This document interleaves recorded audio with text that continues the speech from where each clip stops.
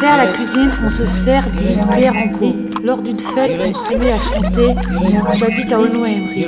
Je voudrais déménager, avoir une maison. C'est ma faute. Brico-Dépôt se situe à Maubeuge, route de Valency. Mangue fourchue. Lors d'une fête, on se met à chanter. Sans te nommer, je te dégomme. J'habite à Aulnoy-Emery. Je lis pas, moi je vois des trucs, je lis pas. Je regarde, repère, il y a le camion là-bas, il y a la tour là-bas, il y a un McDo là-bas, ou je sais pas. Je me rappelle vachement un truc visuel, tu vois, mais je vais pas lire, faut que je lire, c'est une espèce de. Je lis pas, tu sais. Je regarde les gens, puis faut que je lise, là je fais un effort, ok, gna, gna, gna. Et là, je vois ma fille, elle s'arrache, c'est très, très difficile pour elle, là, puisqu'elle a 7 ans, elle refait 2 fois son CP, elle passe pas, donc je vais le faire doubler, elle ne peut plus redoubler. Donc, on a une aide AVS, tout ça. C'est pas facile. Je vois ma fille, je me revois, tu vois, faire les devoirs, je bouge un peu là. C'est comme si tu arrachais les dents, tu sais, c'est vraiment une souffrance, tu vois, c'est un peu rock and roll. Comme je savais pas lire, c'est pour ça que j'ai pas eu mon permis. J'aurais peut-être dû lire, j'aurais eu mon permis, j'aurais eu une voiture, bon, pour pas faire le frandio, mais dire, tiens, j'ai mon permis, et j'aurais peut-être trouvé un autre boulot, parce que maintenant, le conseil qu'on donne, c'est les gens qui travaillent, les patrons demandent si vous avez une voiture.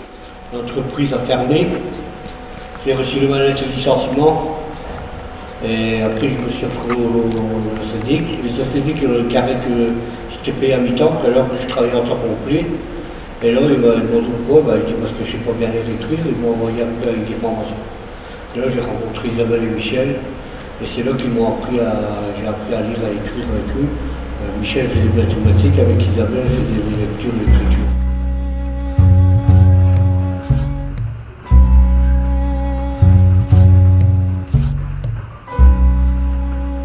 À l'école, je travaillais pas. J'avais tout des trucs dans la tête qui marchaient pas en fait. Il y avait rien qui marchait. Rien qui rentrait. Et quand je suis venue ici, difficulté aussi, c'était quand plus dur. Et après, je suis revenue ici cette année. À la rentrée, j'ai commencé à faire du fourré avec une bénévole qui vient le mardi matin. Comment elle s'appelle ta maladie? La maladie du CNR, c'est une maladie neurologique, assez fréquente chez les adultes. La maladie peut jouer sur la parole que je fais. Ça joue sur les muscles et sur les nerfs sensibles. Mais je parle trop vite.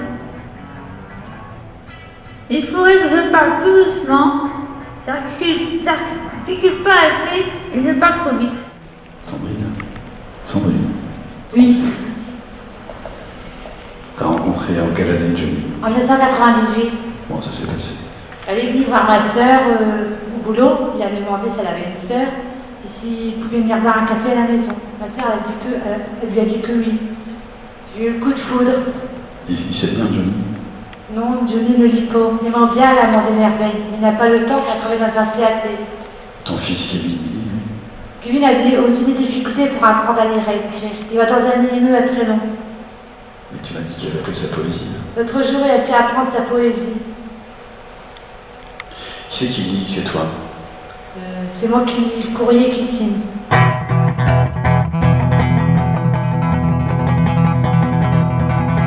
Mots et Merveilles. L'association Mots et Merveilles. D'abord une école maternelle. Un truc qui recommence, un truc qui s'invente près d'un canal. Et puis le bruit du scooter de Daniel qui longe ce canal. Les mots commencent à l'entrée de la porte. Les mots commencent au bord de la tasse de café chaud. Daniel voudrait bien y dormir avec son scooter, mais pour l'instant son scooter préfère écouter aux portes. Quand j'arrive à l'atelier le vendredi, on se retrouve tous d'abord dans la cuisine. C'est étroit, on se marche un peu sur les pieds, mais la cuisine, c'est là qu'on cause. Sandrine raconte sa dernière fête.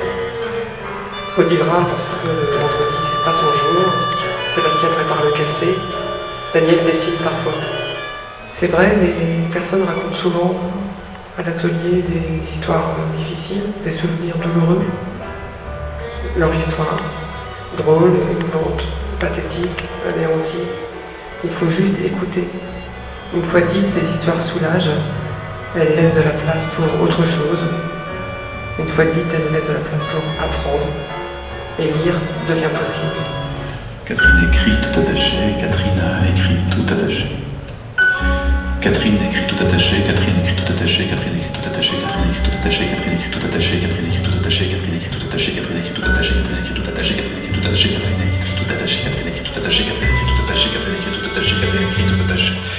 Là, aujourd'hui, ben, il y a tellement de choses qu'il faut arrêter d'être complexé. Let's go! Faut pas avoir peur de se tromper.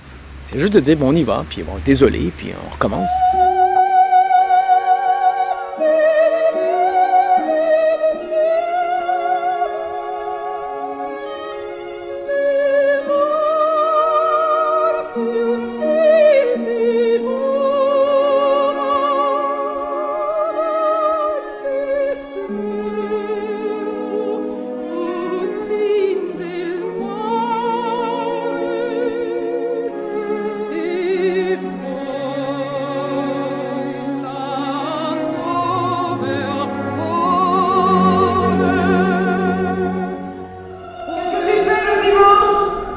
J'ai fait la fête en famille.